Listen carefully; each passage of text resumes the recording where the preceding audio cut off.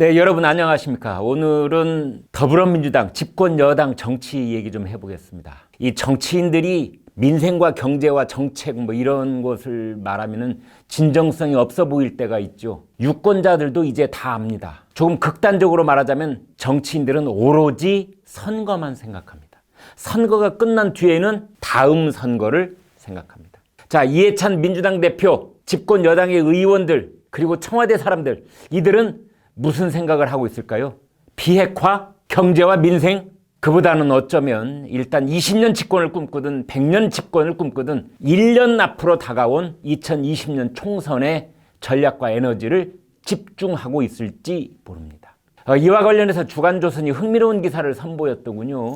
이해찬, 임종석, 양정철 이 삼각관계가 불러올 나비효과, 그 기사를 중심으로 해서 오늘 말씀을 좀 드려볼까 합니다. 이해찬 대표는 총선 준비를 하면서 두 가지 원칙을 갖고 있는 것 같습니다. 하나는 철저하게 청와대와 보조를 맞추자. 또 다른 하나는 친노 혹은 친문, 이 친문 중심으로 진영을 짠다는 것입니다. 그 대표적인 조치가 양정철의 복귀입니다. 양정철 전 청와대 홍보기획비서관은 당 싱크탱크인 민주연구원장에 내정되어 있습니다. 그러나 양 전 비서관은 이곳에서 무슨 정책 연구를 하기보다는 첫 번째 총선 관련 전략 기획, 두 번째 인재 영입, 세 번째 당정청 정무 소통에 주력할 것으로 보입니다. 양 전 비서관에게 민주연구원장을 제안한 사람도 이해찬 대표입니다. 지난번 민주당 전당대회에서 친문계가 밀었던 사람은 그런데 이해찬 대표가 아니라 김진표 의원이었죠. 그렇다면 이해찬 대표의 입장에서는 고가울 수도 있겠습니다. 양 전 비서관하고 다소 관계가 소원할 수도 있겠으나 이번에 이해찬 대표가 양정철 전 비서관에게 손을 내밀었다, 이렇게 보면 되겠습니다. 양정철, 이해찬, 양정철 조합은 민주당에서 봤을 때 나름대로 이 드림팀이라고 할 수도 있습니다. 이해찬 대표는 이 본인이 후보로 나섰던 모든 선거에서 승리했고 대선 때마다 당에서 중책을 맡았습니다. 양 전 비서관은 본인이 출마한 선거에서는 성공을 못했지만 두 번의 대선에서는 선거 전략 능력을 크게 인정받고 있습니다. 그런데 여기서 한 가지 주의 깊게 봐야 될 포인트는 이렇게 친문계가 발을 맞추고 있을 때 비문계는 힘이 약화되고 있다는 점입니다.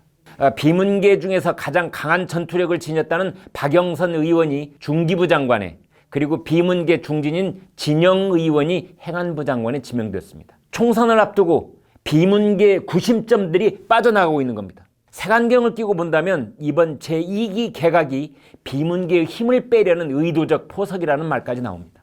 자, 그렇다면 임종석 전 청와대 비서실장은 어떻게 될까요? 일단 이해찬, 임종석 두 사람은 그리 원만한 관계는 아니라고 볼 수 있습니다.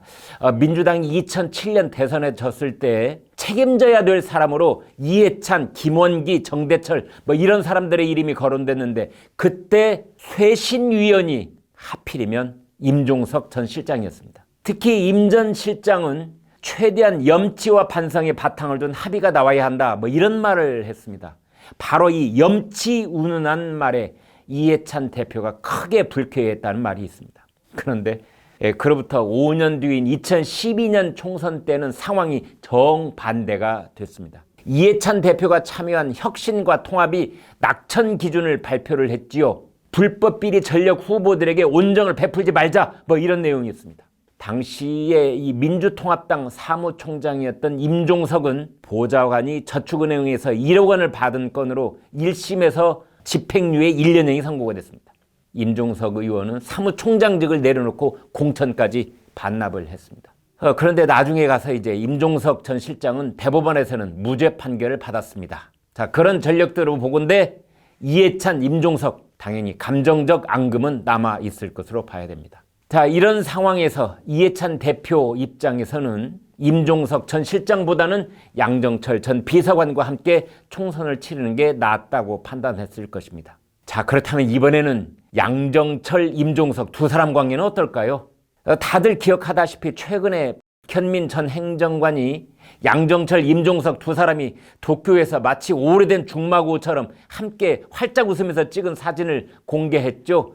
원만한 관계다, 이렇게 강조를 했는데 항상 이런 경우에는 뒤집어 봐야 됩니다. 사실은 뭔가 다른 기류가 있을 수가 있다. 재작년 대선 직후 양정철 전 비서관은 모든 공직을 마다하고 해외로 떠났습니다. 그러면서 자기와 함께 일했던 캠프 멤버들을 청와대에 추천을 했습니다. 그런데 양정철 전 비서관이 밀었던 사람들은 대부분 청와대에 들어가지 못했고 대신 서울시에서 일했던 사람들이 대거 청와대로 들어갔습니다. 임종석 전 비서실장은 서울시 정무부시장 출신입니다. 자, 여러분 짐작이 가시겠죠? 자, 이제 1년 남은 총선을 대비해서 민주당은 어떤 스크럼을 짤까요?